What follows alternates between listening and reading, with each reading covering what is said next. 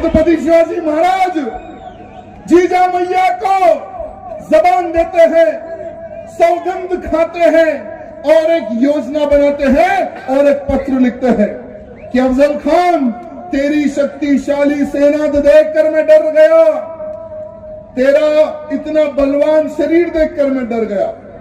मैं तेरे से मिलना चाहता हूं और मैं कॉम्प्रोमाइज करना चाहता हूं। ना तेरी जगह ना मेरी जगह प्रतापगढ़ किले के नीचे हम मिलेंगे। अफजल खान खुश हो जाता है। वो सोचता है कि मैं शिवा को तो बहुत बड़ा बलवान समझता था, लेकिन शिवा तो एक चूहा निकला।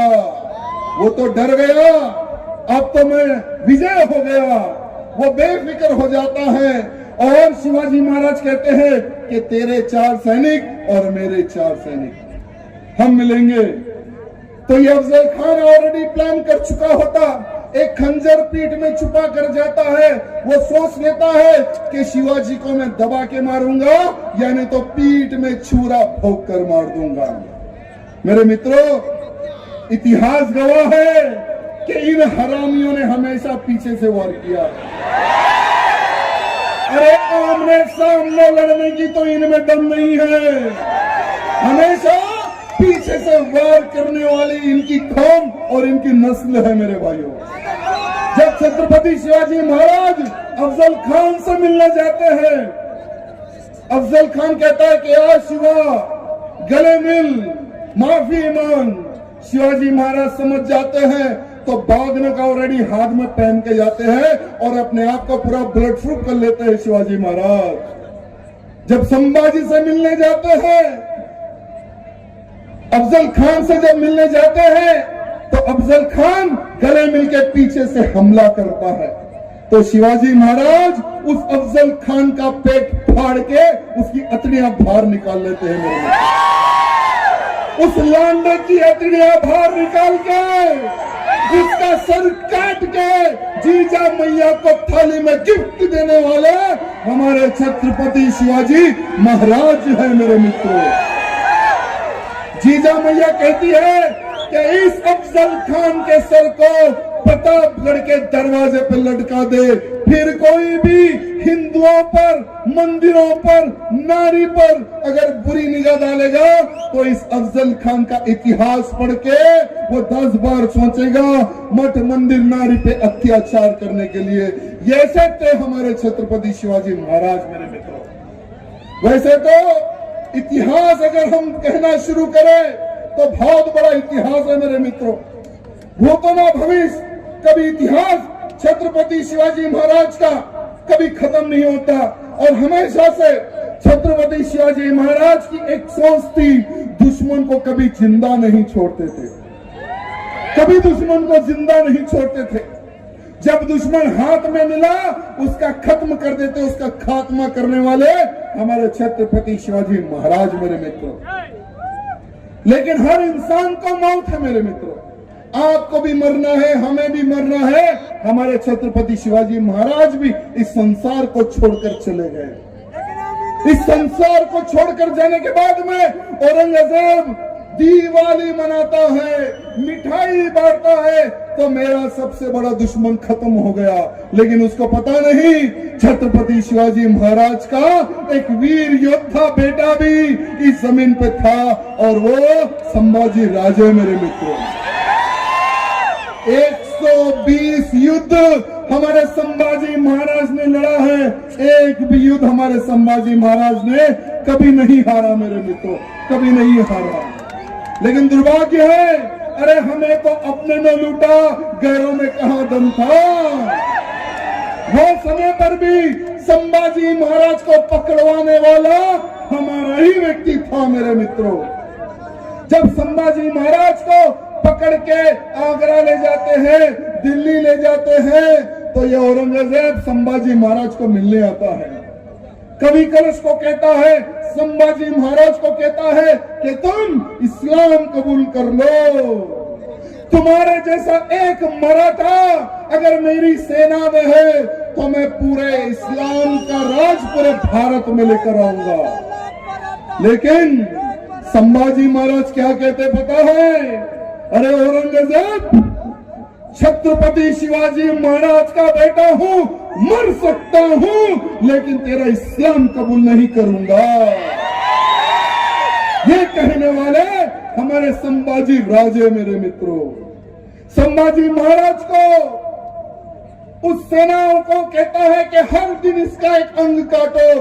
संभाजी महाराज जब तक इस्लाम कबूल ना कर ले, इसके ऊपर अत्याचार करते रहो, करते रहो। मेरे मित्रों, आज तक भविष्य में इतनी भयंकर मौत किसी को नहीं मिली होंगी जितनी भयंकर मौत हमारे संभाजी महाराज को इस औरंगजेब ने दी। मेरे मित्रों, कुछ लोग कहते हैं, सेकुलर नेताएं कहते हैं कि अरे भाई वो जमाना गया, अब हम क्यों याद करें, अब क्यों हम याद करें, शिवाजी के बलिदान को क्यों याद करें, संभाजी के बलिदान को क्यों याद करें।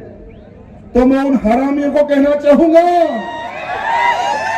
जब तुम लोग बाबरी मस्जिद को नहीं भूल सकते तो हम हमारे संभाजी के बलिदान को भी नहीं भूल सकते। जब तुम लोग पार्लियामेंट में ठहर के कहते हैं बाबरी मस्जिद थी, है और रहेगी, हमारी आने वाली पुश्तों को हम बाबरी मस्जिद की शहादत बताते रहेंगे, तो बेटा सुन, हम भी हमारे छत्रपति शिवाजी महाराज की वीरता और संभाजी महाराज की वीरता और कार सेवा भी हम हमारे बच्चों को सिखाते रहेंगे।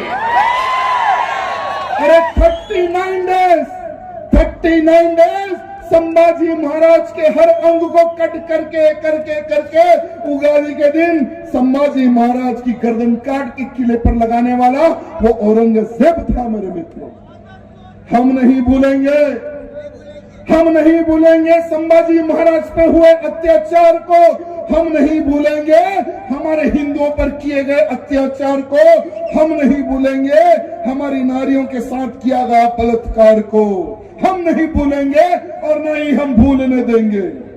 मेरे मित्रों, आज बहुत सारे लोगों की सोच है, कुछ ही दिन पहले हमने देखा है कि बहुत सारे लोग कर्नाटक में टीपू सुल्तान को भगवान बनाते हैं, टीपू सुल्तान को अपना बाप मानते हैं।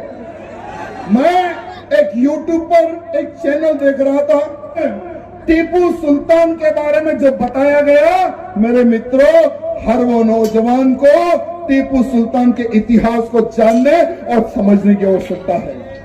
जब हम छोटे थे, जब the legend of Tipu Sultan का एक छोटा सा एपिसोड बताया जाता था, बहुत सारे हमारे परिवार के लोग नहा धोकर पूजा पाठ करके टीवी के सामने बैठ जाते थे कि भाई टीपू सुल्तान जिसने देश के लिए लड़ा, उसका अभी एपिसोड आने वाला है, खुद देखते थे और बच्चों को दिखाते थे, टीपू सुल्तान का इतिहास बताते थे।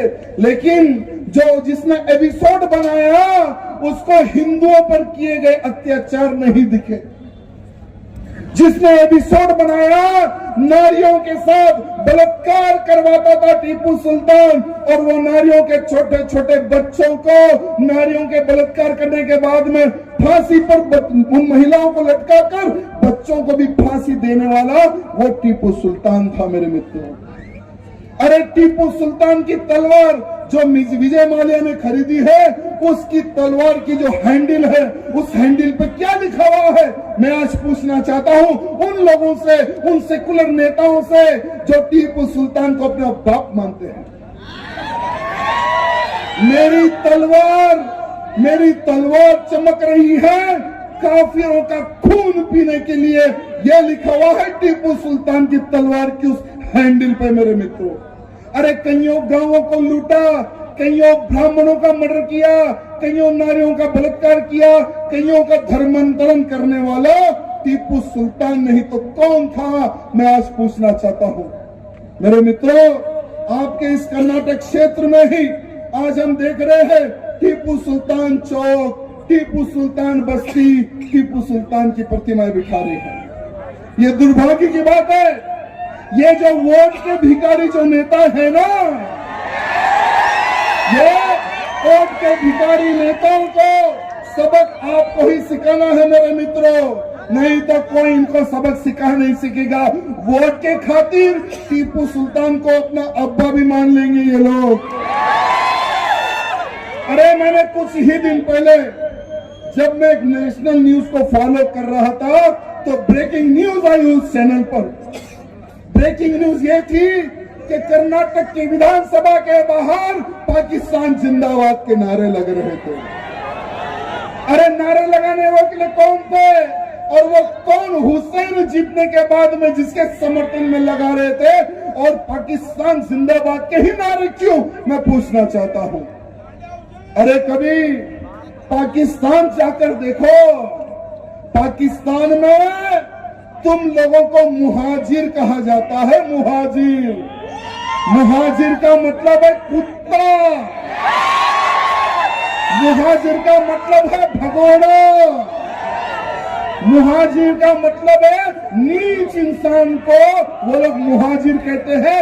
भारत के मुसलमानों को पाकिस्तान में मुहाजिर कह के पुकारा जाता है। और ये लोग पाकिस्तान जिंदाबाद के नारे लगाते थे। अरे ISI वाले भी पाकिस्तान के नारे लगाते हैं, PFI वाले भी पाकिस्तान के नारे लगाते हैं। ओल्ड सिटी वाला मेरा बड़ा साले की रैली निकलती है तो उसकी रैली में भी पाकिस्तान के जिंदाबाद के नारे लगते हैं।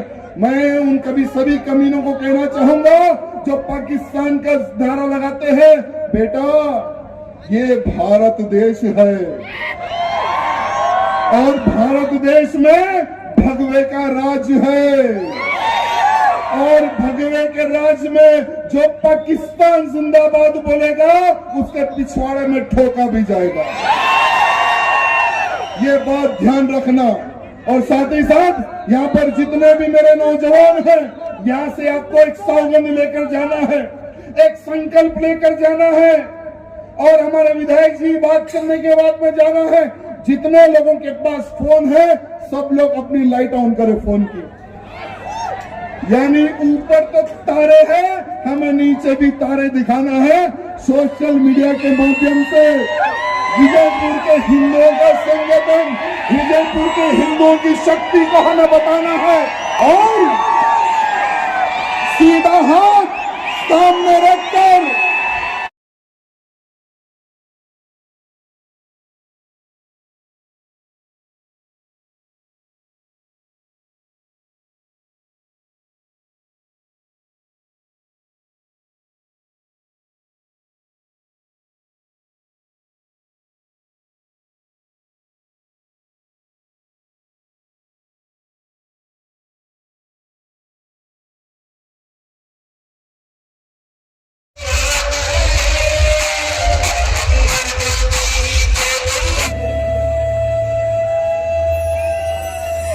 ದಯವಿಟ್ಟು ಎಲ್ಲರೂ ಜೋರಾಗಿ ಚಪ್ಪಾಳೆ ತಟ್ಟಬೇಕು. ವಿಜಯಪುರದ ಹುಲಿ